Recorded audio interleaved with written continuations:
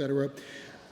Looking at mobile and how big that is and how much more it will increase in terms of the business model for music going forth, what characteristics of delivery are so important to the mobile user that we also have to address? And I'm speaking more about search and discovery and getting that information that music enthusiasts want about a recording. John, do you see this coming back from purchasers of legacy recordings? I mean, it's one of the things that people ask about all the time. You know, consumers and the artists. You know, why can't we deliver? You know, who's the producer? Who's playing saxophone? Who's, you know, all of that metadata that exists. Why doesn't that get fed through somehow along with the cover and the album title? You know, I think that's really on the service providers' ends. I think that, you know, we would have that information to feed out to people. It would be possible, but you know, I think when you're looking at something this big on your phone and, you know, you're just listening in the background, I don't think enough people have made an issue of it at this point that they want to retrofit the services to be able to contain that kind of metadata. Right. And Jim, I assume the same is true Universal? Right. I mean, I think, you know, it varies in different market segments and in people's lifestyles. Sometimes you just want to hear the music.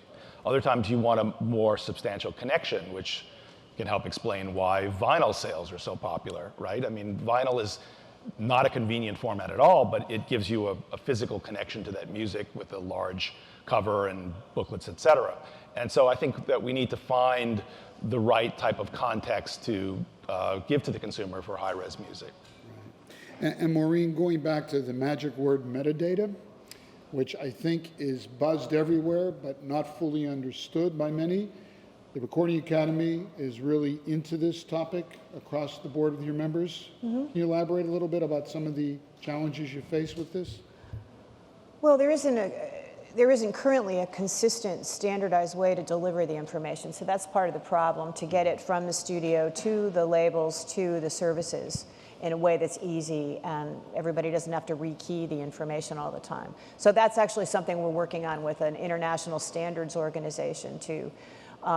So that basic information would be able to travel a lot more easily than it does now. That would probably help a great deal. And going back and checking for the accuracy too of it. I mean, there's basically these databases of metadata that were created, you know, by people keying in information from cards or from albums or whatever, you know, in the mid to late 90s through today.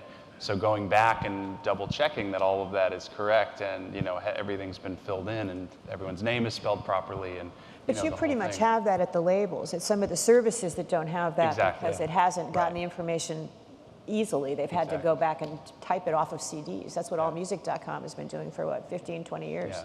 You know, giving people the chance to hear these recordings in the way that the artist intended them to be heard makes a difference. And that involves the equipment, it involves the files, it involves the network, all the pieces. So, you know, we're happy to be supporting this initiative and give people a chance to experience. Again, as we've said now several times, this isn't necessarily for everybody, but, you know, if you're the person in the Best Buy store looking for a good turntable because you have a vinyl collection, you want to hear it that way, the fact that you can also have a better digital experience could be of importance to you. And you wouldn't even know that it was there if there weren't some way to, you know, get to listen and hear it in the same way that we can hear it in the studios.